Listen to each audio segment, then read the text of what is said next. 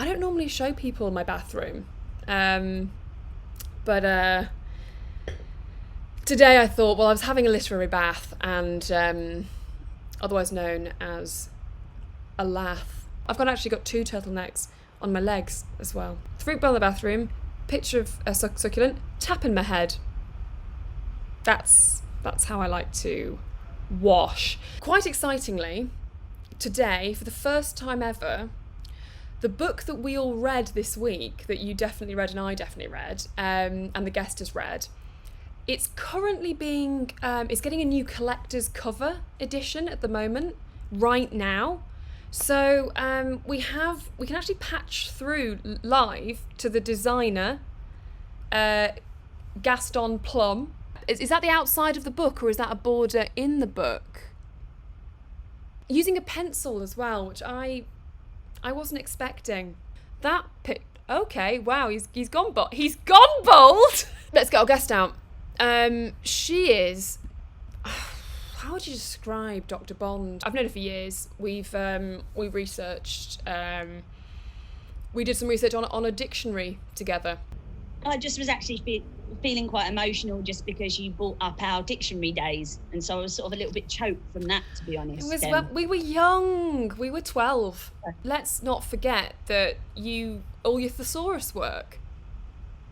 Exactly. I was much better at coming up with other words for the words rather than the definition of the words. Cry.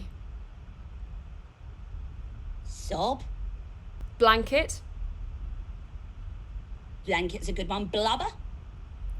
But blubber's a synonym for blanket.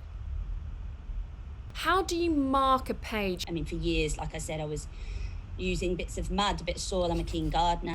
At the beginning of each book club, we do a pledge. Dr. Bond, what is your book club pledge this week? I think my pledge would be to read more, smile less. But you're a smiler when you read as well. That's your reading face. Imagine having to work with that.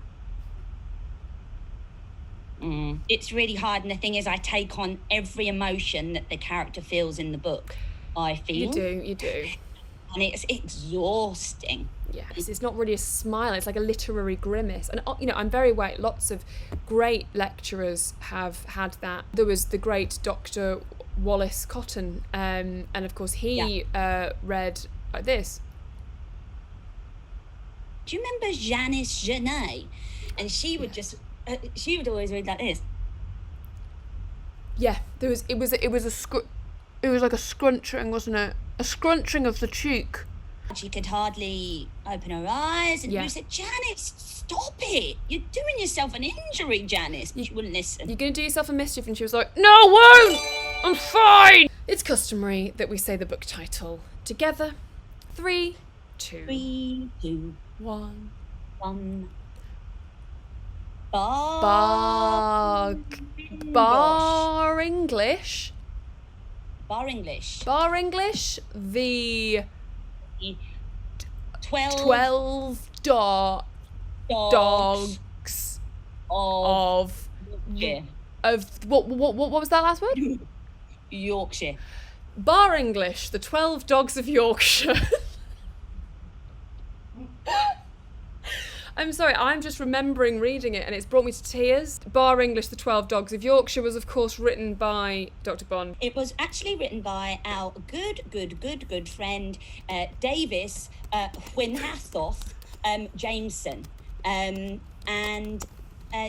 Davis is an incredible guy. And I think both of us had some quite quality time with him.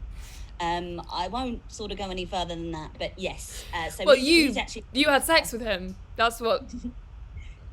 Yes, like I said, I will not go into any more details. Okay, sorry. Let's just nip into patch through to Gaston Plum, our designer. That's uncanny, isn't it? That's uncanny. Oh. Obviously, that's the main dog there of the 12. It's one of the strangest grammatical book titles that I've come across, because you don't know if Bar English is the name, say, of the dog, or it's what it actually turns out to be, which is disappointing, because it's basically saying, you know, bar the English. We start on the moors, the Yorkshire moors. Yes. And it starts with asking anyone who is English, like born there, to leave. Yes. Also, you know, interestingly, not a lot of people know that we think of the Yorkshire moors and we think of, you know, a flat expanse of space, very low population. Wasn't so before the 1900s. Pre-1900, that moor was teeming. Scottish people, Irish people, Northern Irish people, Welsh, Welsh people, Italians. There's some Italians. They came over. They were on the moors, and then, and then, of course, some English people. Yeah. And this is the story of when everyone barred the English from the Yorkshire moors, leaving just dogs, because of course all the people not from England then realised it's just us and some dogs now. After this very political statement, what's happened now? Oh, it's a moor full of dogs. Well, that's gotta be fun. And then who turns up? It's Dr. Bathrin Cond. And I think really go on. I was going to say, I think that's based on you. I've thought about it a lot. We've obviously done a lot of books written about it, saying why it isn't by you. As I said in my published article that I published in the book journal, my article titled "Why I Think Dr. Bathrin Cond is Actually Dr. Catherine Bond." It was one line. It was just, can you read that headline again and tell me why you think it's not? Knowing that it is you, because we can all agree that now a year's gone by. Yeah. Well, did you find the description of you quite offensive? It depends what you mean by offensive, Stevie, because I think those people you're closest to, you can really go hard on them. Okay, so I'll just read very quickly just before we plough on with the plot. I just would like to take a moment to read the extract where Winnie J describes Dr. Bathrin Cond. I don't think it's as offensive as you think it is. I read it quite differently. Here she comes, oh God, the dog thought.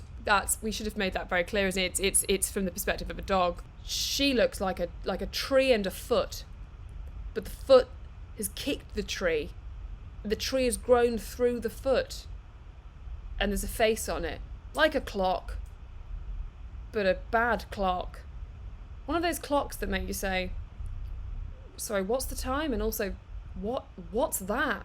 I was compelled by her. So I ran over, and then I ran away again because I didn't understand what was going on because of her big clock face and her tree foot body. Yeah, it's not nice, is it? And one of the dogs had braces. And you thought, they're not going to be able to connect. There's something stopping them. Yeah, and the in braces, that famous romantic comedy kind of trope, the braces was suddenly removed. Yeah. This is near the mid, and suddenly they see the true them. You know, they're always.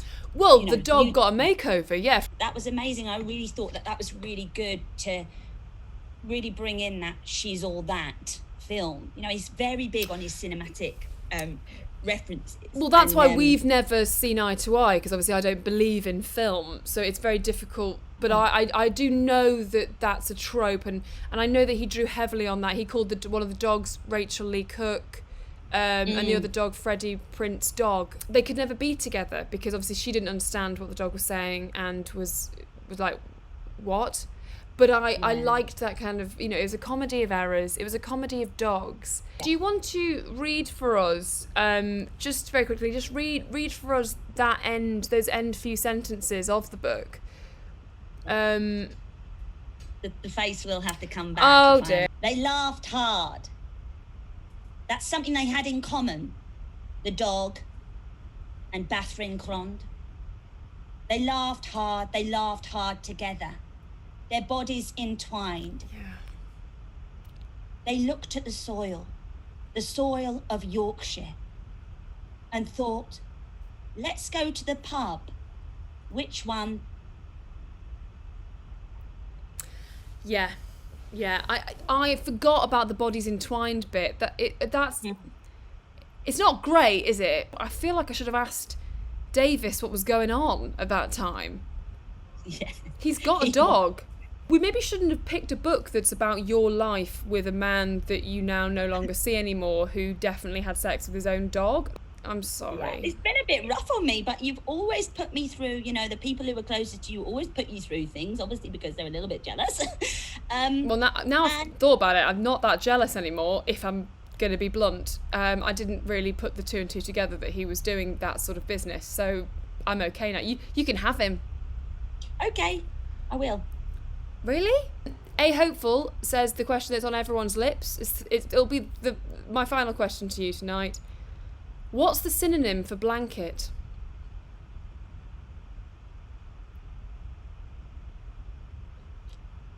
Duvet. Duvet. Good God. Duvet. Good God, woman. Okay, that's excellent. Thank you. That's really changed my perspective on that word.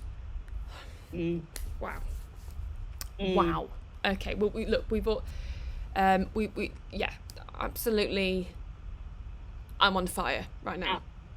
Took it out of me, that one. Yeah, you might need to go and have a lie down, I think I need to have a lie down, and also, I don't know, a stiff drink.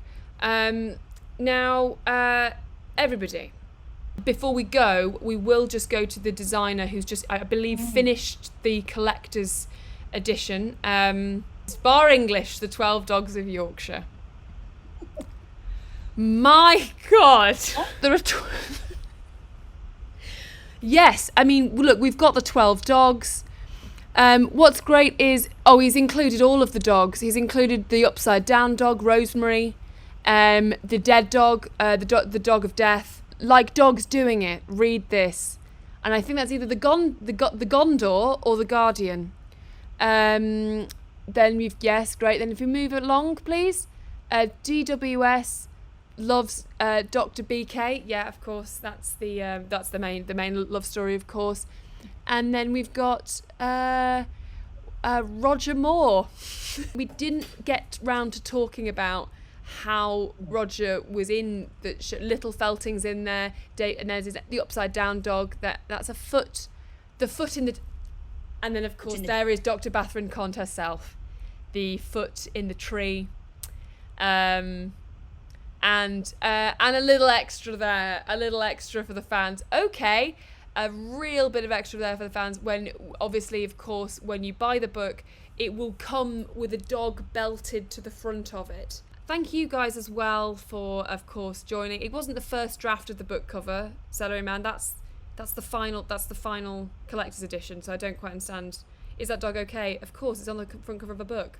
Why wouldn't it be okay? We're back 8 p.m. next week, next Thursday, but also as well at 1 p.m. this Saturday, I'll be modernising classic works for Book Club After Hours at 1 p.m. because I normally would modernise classic texts at midday.